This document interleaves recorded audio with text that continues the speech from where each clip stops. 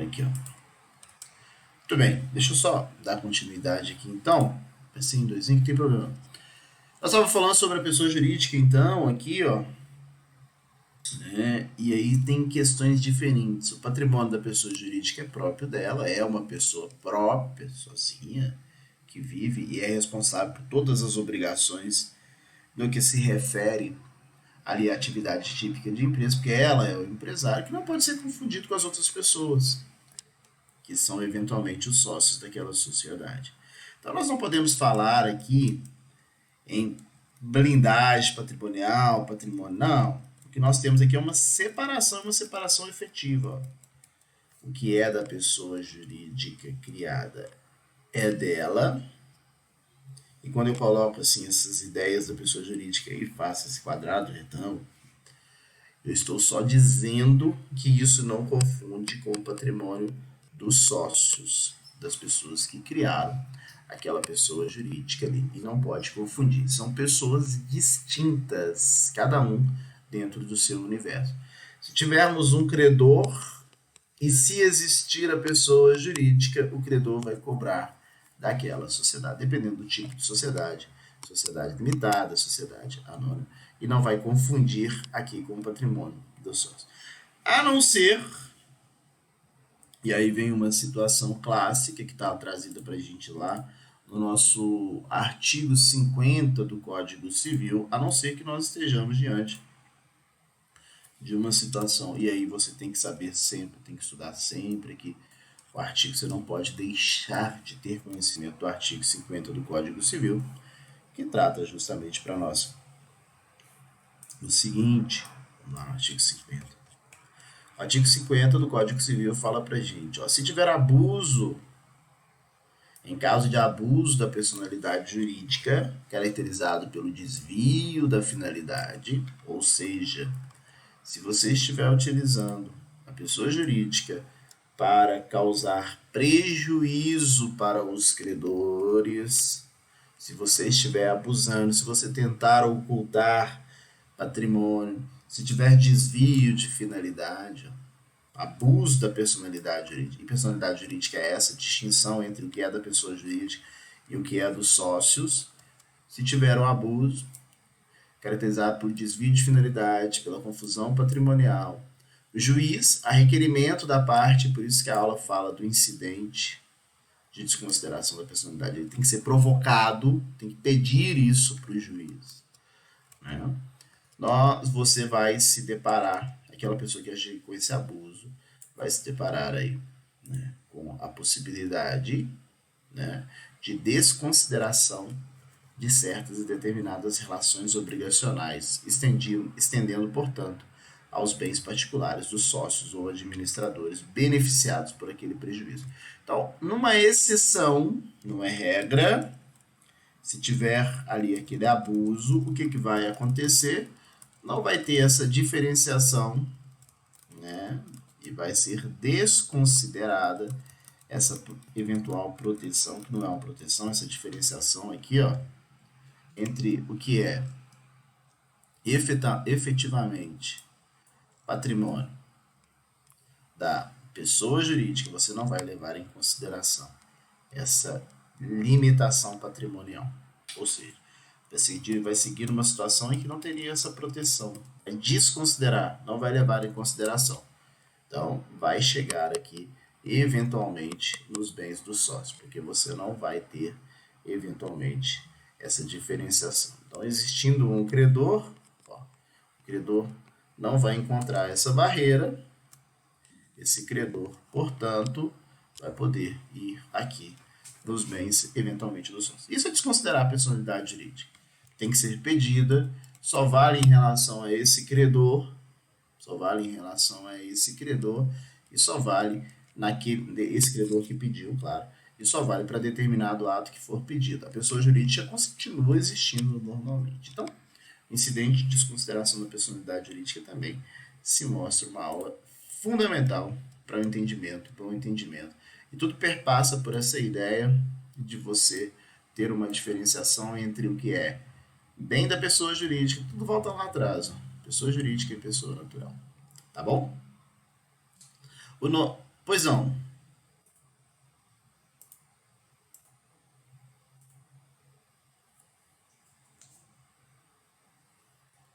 Não, não. Desconsiderou, desconsiderou todos aqueles que são responsáveis, principalmente aqueles que praticaram determinado ato. Passam-se, havendo a desconsideração, todos serão responsabilizados, os sócios ou os administradores. Não leva-se em consideração a proporção, não. Ah, eu tenho 1% de uma sociedade limitada. Não tem problema, não. Você, quando você leva, tem um sócio que tem 1% e o outro tem 99%.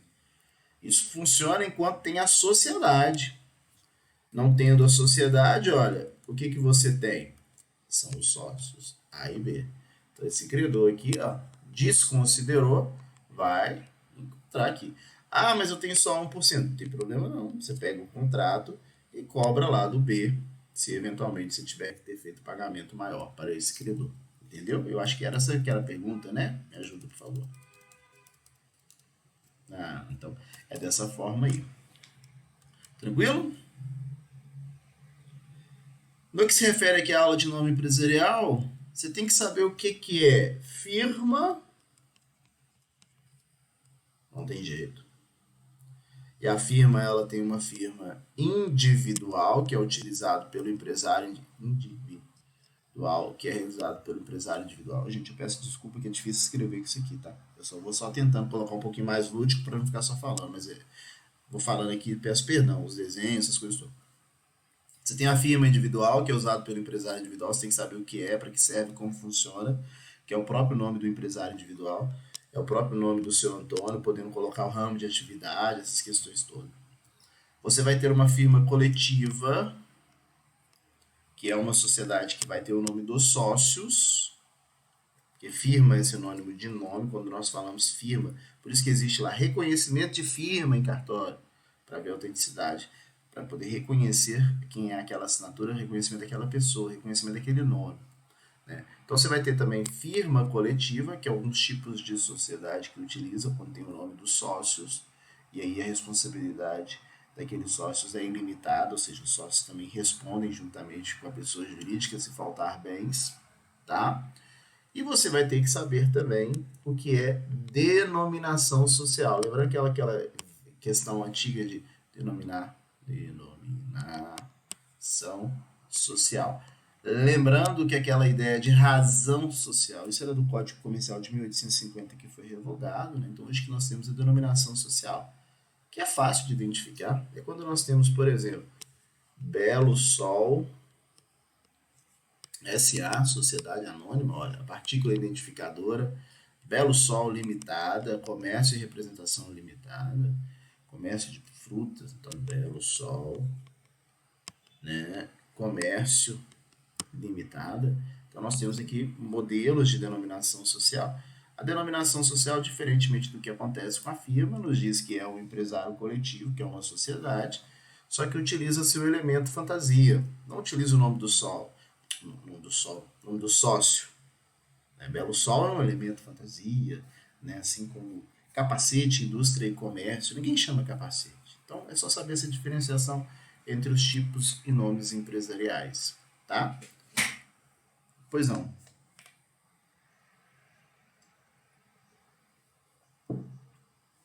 Pois não. Aham. Aham.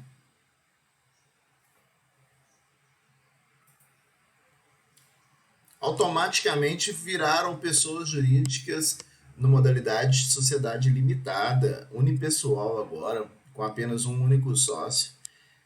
Há necessidade de fazer essa modificação perante os locais de registro, quer seja junta comercial, quer seja cartório, mas isso vai sendo feito, a lei não trouxe essa obrigatoriedade de fazer em tantos dias, vai sendo feito de forma natural, é só uma adequação futura. Mas juridicamente hoje elas são enquadradas como sociedades limitadas unipessoais. Entendeu? Mas pode usar o nome Eireli lá ainda por enquanto, não tem problema não. Isso com o tempo que vai regularizando. A lei, o legislador não obrigou ninguém a alterar. É igual a carteira de motorista nova que saiu agora. Quem for fazendo já vai regularizando. Quando precisar de alterar um ato, quando for fazer alguma situação, já vai alterando, entendeu? Nada. Aí nós vamos ter essa questão de nome de empresarial, assim, é bem importante, né? Sistema de nome de proteção ao nome empresarial, aí é só para lembrar que o nome empresarial, a proteção dela o nome empresarial tem proteção estadual, né? Vou colocar aqui ó, mapa Brasil. Deixa eu pegar aqui só para explicar rapidinho, ó. O nome empresarial, então, a proteção é estadual. Então, nós temos a Junta Comercial do Estado de Minas Gerais, protege aqui, ó, a Jusseng, de Minas Gerais. O Espírito Santo vai ter a sua Junta Comercial, Bahia, Goiás, Mato Grosso, Pará, Amazonas, e assim vai. A proteção, ela é, portanto, estadual, né? Protege-se dentro do Estado. Diferentemente da marca. Marca, que é um produto registrado lá no INPI, que vai identificar um produto ou um serviço que tem proteção nacional ou até internacional, dependendo se for uma marca de alto renome ou uma marca internacional, tá? Então, veja, a proteção do nome empresarial é sempre dentro da União, da União não, aqui ó, do Estado que eu queria falar que está aqui na União, dentro de cada um dos estados. E dentro dessa questão da proteção, não pode ter dois empresários com o mesmo nome empresarial dentro daquela atividade. O nome empresarial, na verdade, ele serve para poder identificar o empresário e o faz dentro daquela unidade. Se quiser proteger o nome empresarial que não se faz necessário, teria que fazer um registro em todas as juntas comerciais aqui espalhadas pelo Brasil. Tá? Por que, que não faz necessário? Porque o nome empresarial é só para identificar o empresário. O que tem valor econômico é marca. Né? Por exemplo, McDonald's, Coca-Cola, sei lá, HP, qualquer uma dessas marcas aí que a gente encontra. Isso vai ser registrado lá no INPI e uma vez registrado tem proteção nacional e até internacional. Tá? Então, isso para mim é o mais importante aí no que se refere a essa questão do nome empresarial, identificar que ele é regional, o princípio do nome empresarial, o princípio da novidade, ele tem que ser único, né? Não podem ter dois empresários com o mesmo nome dentro da circunscrição geográfica, diferente do que acontece conosco, né? Eu, por exemplo, chamo Carlos, existem vários Carlos Henriques no Brasil, no mundo, sei lá quantas pessoas existem, não tem problema, são os homônimos, pessoas com o mesmo nome. Já na atividade típica de empresa, empresários não podem ter empresários com nome iguais dentro de uma circunscrição geográfica que estão registrados. Nem igual, nem similar. Tá? Para não confundir mesmo, para não gerar essa confusão. Mas lembro que o mais importante que tem valor econômico é a marca. Então, ter aí essa questão daqui é o sistema de proteção do nome empresarial. Aula 9 traz para a gente do estabelecimento e do ponto comercial, ponto empresarial. Então é importante também, né, o local que o empresário vai exercer aquela atividade econômica dele, a loja que está alugada, a loja que é dele, aquele ponto, aquele lugar que está funcionando. Isso é um ponto comercial. Né? Então é importante, que tem valor econômico, que não pode ser confundido jamais com o estabelecimento empresarial. Isso que é o mais importante aqui. Deixa eu limpar. Ponto. A gente não pode, quando fala estabelecimento empresarial, é o conjunto ou são todos os bens, isso é estabelecimento, todos os bens que o empresário utiliza para exercer atividade, tudo que ele tem, é atividade econômica, isso é estabelecimento, que é completamente diferente do local físico aonde que ele exerce a atividade, que é o chamado ponto comercial. Então, nesse campo aqui, você tem que saber bem a diferença entre ponto comercial, que tem valor, que é aquele lugar que a pessoa está ali trabalhando, que tem a clientela, que tem valor, que é completamente diferente de estabelecimento empresarial. O direito empresarial, quando nós falamos estabelecimento empresarial, nós não estamos falando de lugar físico, não. Tem que tomar cuidado com isso, porque a gente tem uma visão desavisada que estabelecimento é o lugar que funciona. Não é isso, não. Tá? conjunto de todos os bens. Bens corpóreos e bens incorpóreos. Qual que é um exemplo de bem incorpóreo, que não está corporificado, que não é palpável, que tem muito valor? Sem sombra de dúvidas, a marca. Mas muitas das vezes a marca vale muito mais do que todos os outros bens corpóreos, todos os mobiliários, todos os veículos, todos os objetos que um determinado empresário possui. Tá? Todos os bens é o estabelecimento. Ponto comercial é o local físico onde que exerce atividade. Oi, pois não.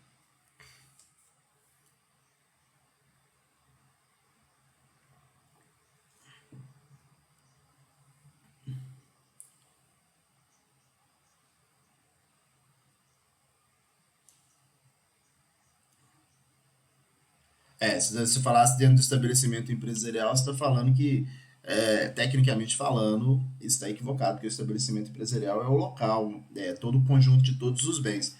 Você pode falar que aconteceu dentro do local em que o empresário exerce atividade econômica, se quiser falar tecnicamente mesmo. Né? Aconteceu dentro do ponto comercial, do local que estabelece atividade econômica, no lugar em que é exercido toda aquela atividade de empresa, né? No endereço X, onde o empresário exerce a atividade dele econômica, aí você está falando efetivamente do ponto, não está falando do estabelecimento. Se você não utilizar a palavrinha estabelecimento, já vai evitar essa confusão. Tecnicamente, mas nós sabemos que existe uma grande diferença entre o que é técnico do que efetivamente que as pessoas estão acostumadas a lidar, né? E a depender de com quem você estiver conversando, quando estiver narrando, não tem problema nenhum, né, de narrar. Por exemplo, isso acontece muito nas informações jornalísticas. O jornalista ele tem que informar para todas as pessoas. É por isso que não raramente, quando você pega uma notícia de jornal, né, uma informação, e ela tem que chegar para todo mundo, normalmente essa notícia tecnicamente nunca está correta. Porque o jornalista tem que utilizar umas formas de falar que todos consigam compreender, né? Mas assim, vai falar, o local que está sendo exercida a atividade econômica, pronto, já está resolvido, tá bom? Beleza? Por nada. Tem aqui também, olha, aula 10 tão importante que é a proteção do ponto empresarial, porque eu te falei, ó, esse ponto comercial, esse ponto empresarial, ele tá ali a pessoa desempenhando essa atividade há vários e vários anos, então tem valor, de forma inequívoca tem valor ali aquele ponto comercial, né? Então, há necessidade que se tenha uma proteção, e a proteção vem com a ação renovatória. A ação renovatória de aluguel empresarial, aluguel comercial. Lei 8.245 de 91, que fala sobre isso, olha, dispõe sobre o quê? Locação de imóveis urbanos. Só que aqui tem imóveis urbanos residenciais, que não é o nosso caso, e tem imóveis urbanos que são comerciais. E aí é mais especificamente lá no artigo 51 que você tem que saber, né? Locação de imóvel não comercial. Não residencial, perdão. Ao contrário, né? Comercial. Não residencial. Comercial. Proteção. Porque fala aqui, ó. Nas locações de imóveis destinados ao comércio, o locatário, a pessoa que alugou, que está exercendo aquela atividade, ó, por vários anos, que já tem uma clientela, que tem esse ponto, e o ponto tem valor, por isso que muitas vezes você vê a plaquinha lá, ó, passa-se esse ponto. Tá vendendo só aquele maquinário, a roupa que tiver ali a loja? Não, tá vendendo também outros atributos imateriais. Clientela, o tempo, o conhecimento.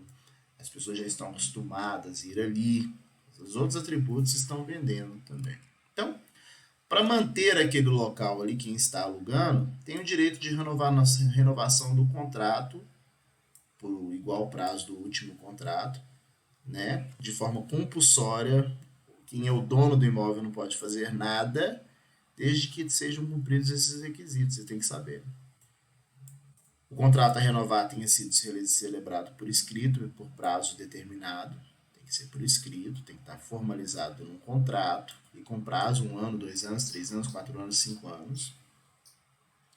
O prazo mínimo do contrato a renovar ou a soma dos prazos de vários outros contratos de forma ininterrupta, né, sem interrupção, sejam de 5 anos. Então, você tem que ter um contrato escrito por prazo determinado, um contrato ou vários contratos de forma ininterrupta que tenha no mínimo, você tem que estar exercendo aquela atividade lá há 5 anos, e que o locatário esteja explorando o seu comércio pelo mesmo ramo, mesma coisa. Se é um açougue, tem que ser um açougue, se é uma loja de roupa, tem que ser uma loja de roupa, pelo prazo mínimo ininterrupto de 3 anos. Cumpriu isso, 6 meses antes do vencimento do contrato, ajuiza uma ação de renovação de contrato de locação.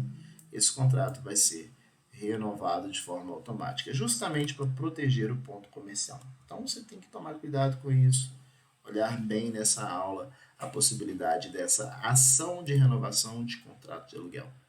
Tá? Os livros onde já tivemos a oportunidade de falar. Tá? A aula 12 ela mostra a empresa, ela volta nessa, e tem que voltar mesmo, que a gente não pode esquecer disso o tempo todo. Quando a gente fala lá sobre empresário individual, caracterização de empresário, atividade empresarial, a aula 12 ela foca isso mesmo, para você ver se você não esqueceu o que é a diferença entre empresário individual e sociedade empresária, né? Aquela velha ideia que você tem que saber. E você não pode não saber isso. O empresário pode ser uma pessoa física, que, ó, e não esqueça disso, que não tem pessoa jurídica, não tem. Tem CNPJ? Tem. O CNPJ é só um número para pagar imposto. Diferente versus aqui, ó. Então é a pessoa natural versus a pessoa jurídica, que são as sociedades. Então, cuidado, tem que saber essa diferença. Os dois exercem atividade econômica, exercem. Só que, como não tem pessoa jurídica, o empresário individual, ó, se tiver um credor, e essa é a grande diferença, né? O seu Antônio sendo empresário individual, se não tem pessoa jurídica, não tem aquela limitação, essa divisão patrimonial. Então, o seu Antônio responde com todos os seus bens. Ao passo que, se o seu Antônio criar uma sociedade limitada e o fizer tudo dentro de uma regularidade, não agir de forma abusiva, não é o seu Antônio que é o empresário, né? O seu Antônio é só o sócio. Aquela bela perguntinha que eu sempre faço: Silvio Santos é empresário? Não. Silvio Santos é sócio. Silvio Santos é o Antônio aqui, ó, dentro de uma sociedade. Porque eu duvido que o Silvio Santos vai querer colocar todo o seu patrimônio em risco, né? Então, sendo sócio ali, ó, quem responde é a pessoa.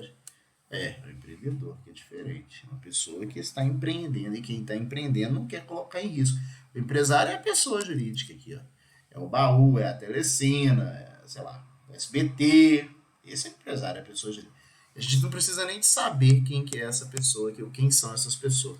Isso a gente consegue visualizar isso com muita facilidade quando a gente pega aqui, ó, por exemplo, uma sociedade anônima que todo mundo conhece, a Petrobras, que é uma sociedade anônima.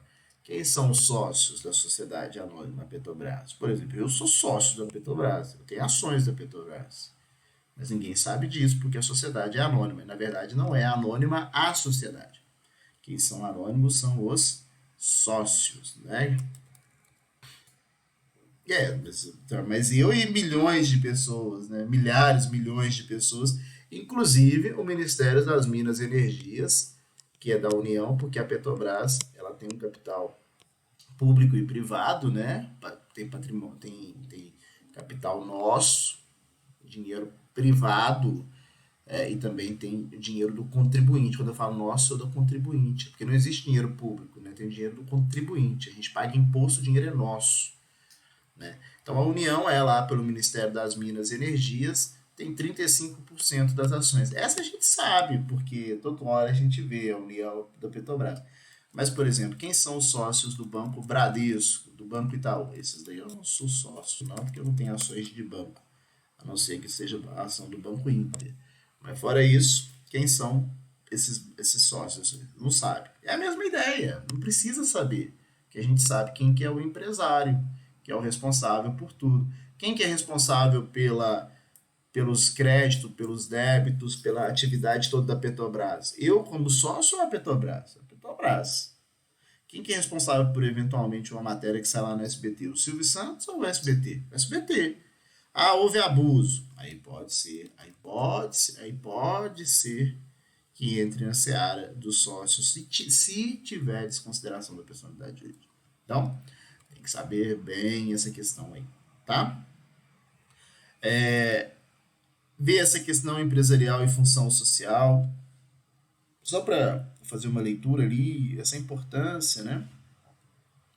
Quando você fala aqui, ó, direito do trabalho e direito do consumidor, o foco aqui é para você entender que se você tiver uma atividade empresária, normalmente, e isso está definido em lei, tá, gente?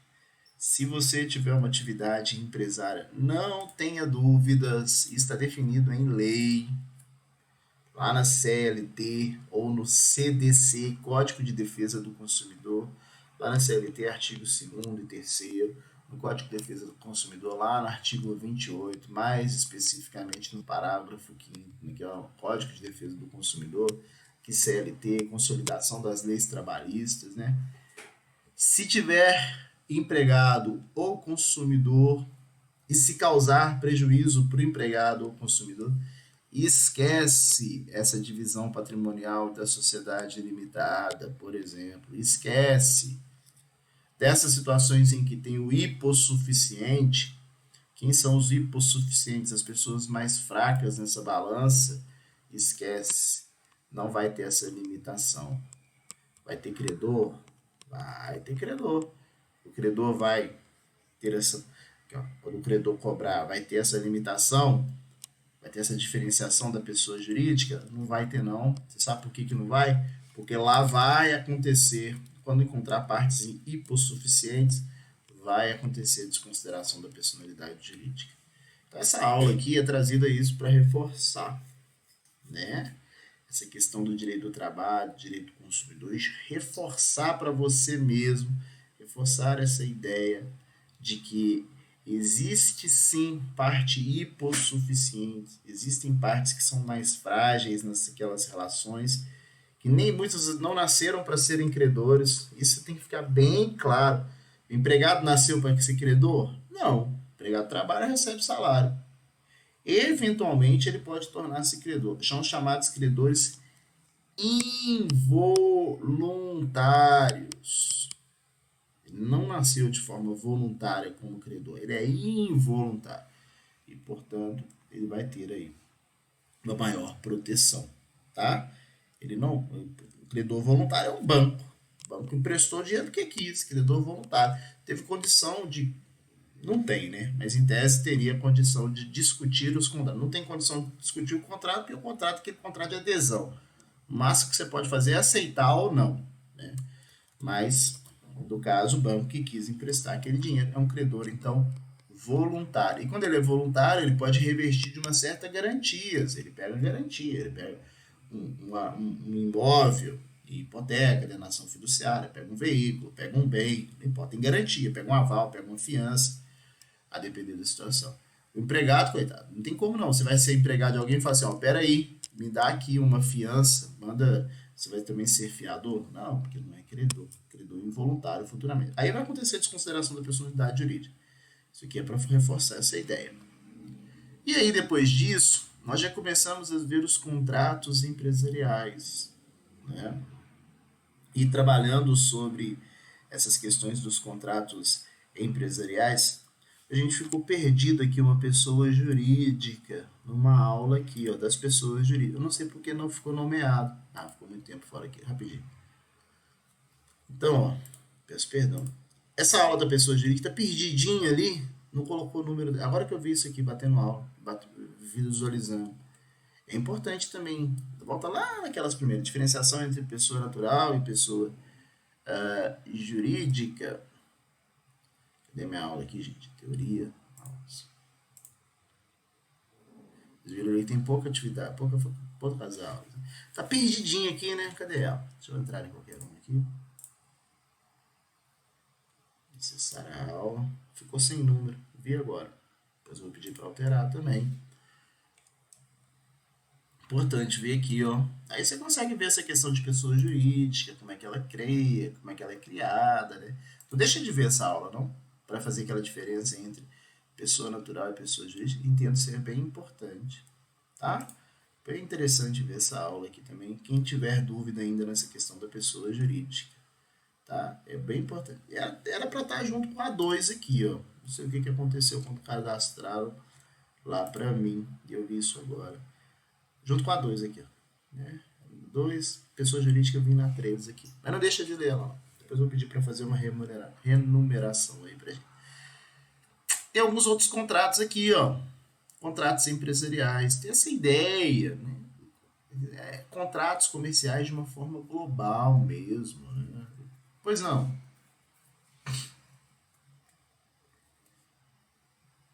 Aham.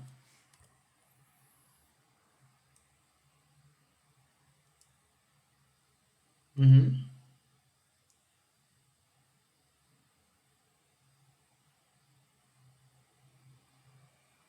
Aham.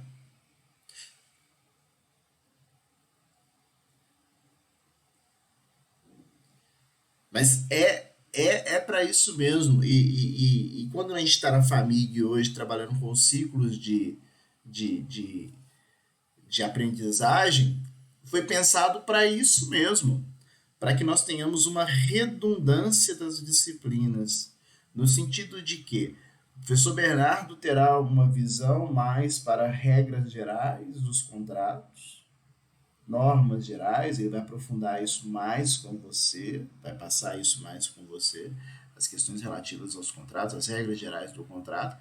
E aqui o nosso olhar, ele vai se dar muito mais para aqueles contratos que são específicos da atividade empresarial. Consegue entender? Quando fala assim, contratos comerciais, noções gerais, eu estou pegando aquelas noções gerais lá do direito civil do professor Bernardo e colocando um pouquinho mais a visão do direito comercial. Quando eu falo contratos empresariais, é só para fazer essas aulas aqui, elas são muito similares, comerciais e empresariais, só para reforçar mesmo essa ideia de que hoje o direito não é mais aquele direito comercial, porque o direito comercial era do Código Comercial de 1850 e agora sim tratado como direito empresarial na teoria da empresa. Mas eu vou trazendo elementos próprios que são típicos do direito empresarial, mais especificamente a franquia, né? A franquia é o que é o mais utilizado. O que você tem que saber aqui nas aulas de franquia? Identificar, por exemplo, como é que funciona o McDonald's.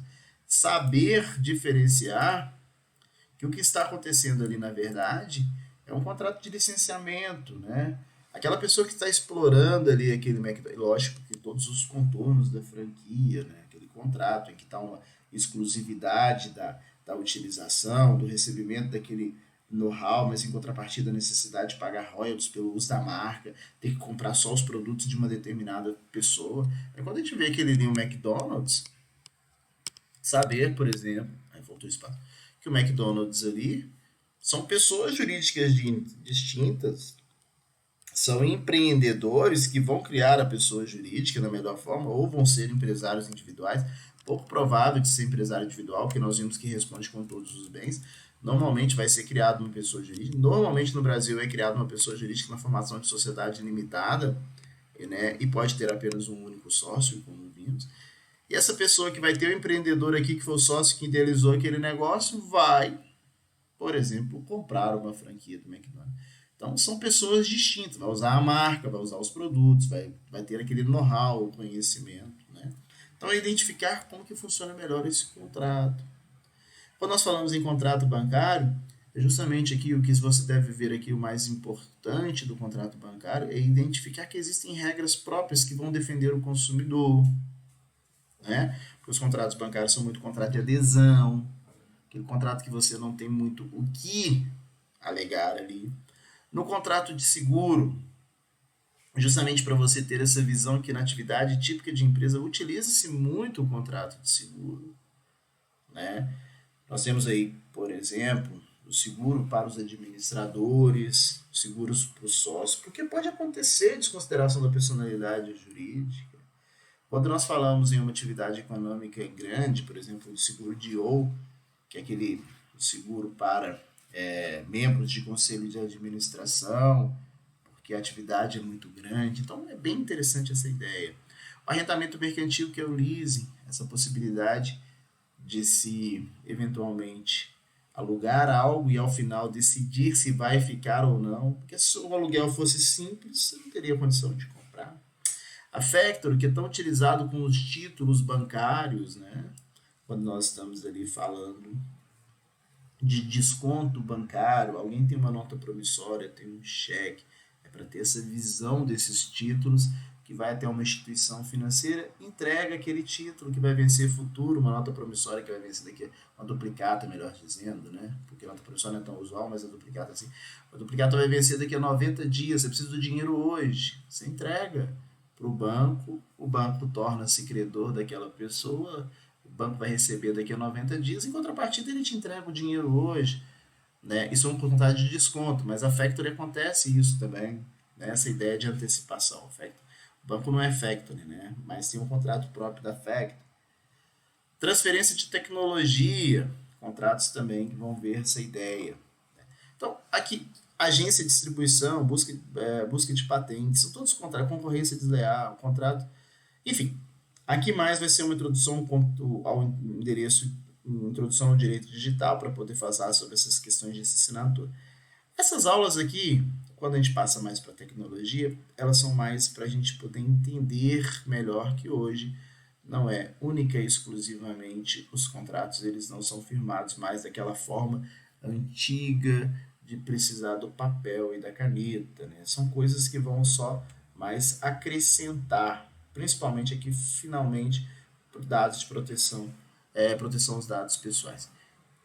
Se você precisar de não ter aprofundamento muito grande nessa disciplina, o ideal é que você estude tudo. Mas essa parte mais aqui, ao final, vocês terão a oportunidade de verem várias outras disciplinas mesmo, né? O direito empresarial mais forte fica nas primeiras aulas aí, como tivemos a oportunidade de ver.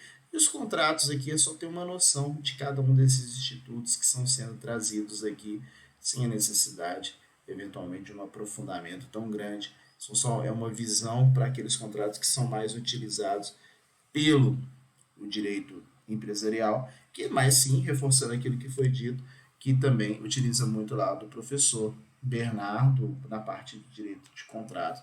Aqui é só um olhar mais para aqueles que são mais usuais para o nosso direito, porque o professor Bernardo vai além e ele vai trazer de outros contratos também, por exemplo, contrato de multa, enfim, outros contratos todos.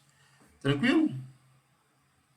Não sei quem que perguntou antes, mas assim, eu não dei nenhum tipo de direcionamento, mas fui tentando focar o que era mais importante em cada uma das aulas para poder fazer uma leitura aí a partir desse olhar. Beleza? Tem mais alguma dúvida, gente? Tenho à tua disposição aí, ó. O que, que é necessário, o que, que eu posso auxiliá-los aí. Eu acho que pode ter surgido alguma dúvida aí no caminho. O que, que eu posso auxiliar, por favor?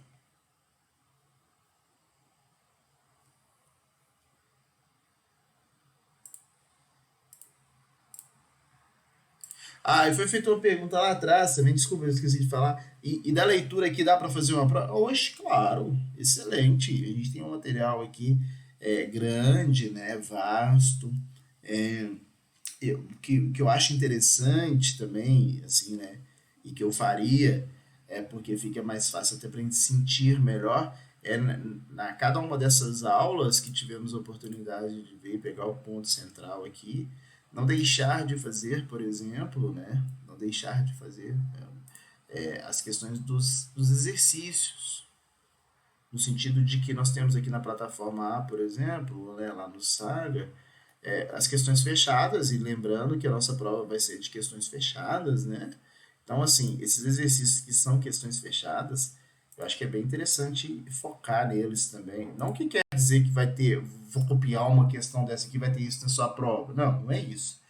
É para você ver que como que está sendo cobrado os exercícios aqui. Eu acho que é bem interessante. Além disso também, fica uma dica aqui também para vocês, dentro dessa dinâmica, né? Existem alguns sites que deixam a gente fazer, por exemplo, que concurso, deixa a gente fazer uma série de questões fechadas e você consegue filtrar essas questões de concurso, a disciplina. Eu quero fazer aqui, sei lá, direito comercial. Vamos lá. Você vai pegar aqui direito digital, direito comercial consumidor, direito empresarial comercial. empresarial comercial. Aí você consegue filtrar lá o assunto, né? Eu vou falar sobre teoria da empresa, empresário.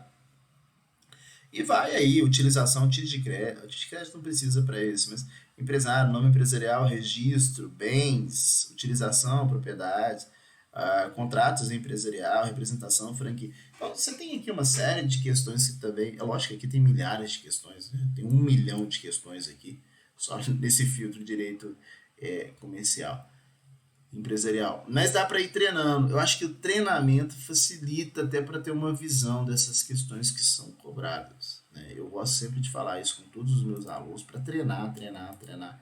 E aqui pelo Saga dá para treinar. O problema é que aqui são poucas, né? São só 5 perguntas por cada. Não é problema, né? Já são muitas se a gente for pensar também, né? Então são 5 perguntas. Se tiver alguma coisa para Eireli, descarta, né? Porque a Eireli já foi aí revogado. Eu acho que é um caminho também. E dá para fazer uma boa prova. Lembrando que a nossa prova serão 10 questões. 10 questões. E serão 10 questões fechadas. Então é bem tranquilo aí, né? 10 questões fechadas, tendo 6 pontos cada que uma dessas questões. Tá bom? A prova será disponibilizada para vocês no sistema faculdade, aqui nesse campo. Vocês estão chegando agora, não sei se vocês já tiveram oportunidade de ver, mas aqui no campinho sala virtual vai estar aqui as avaliações, né? Ela não está cadastrada ainda porque eu não cadastrei, tem só uma de avaliação de técnica de negociações que não é a nossa. Mas vai estar aqui para você, você vai clicar lá, na verdade você vai entrar aqui, ó, deixa eu sair, né? Você vai como aluno, tem um perfil de aluno aqui que eu gosto de acompanhar também, aluno teste, aí você vai aqui eu sou igualzinho o seu, né, que está como aluno, você vai na sala virtual, avaliações, você encontra aí a sua avaliação, não está cadastrada, mas vai estar aqui, tá? Nenhum registro encontrado, vai estar quando a gente for realizar aí a nossa prova. Tranquilo? Beleza? O que mais que eu ajudo, gente? Mais dúvidas? O que eu posso auxiliá-los?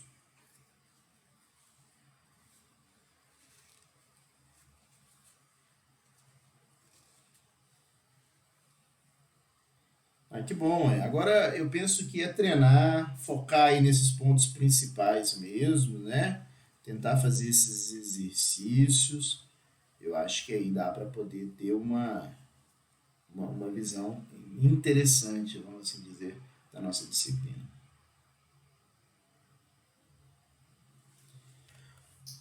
Eu que agradeço. Eu fico com medo, e eu sempre falo isso com os alunos, para achar que é um direcionamento, né?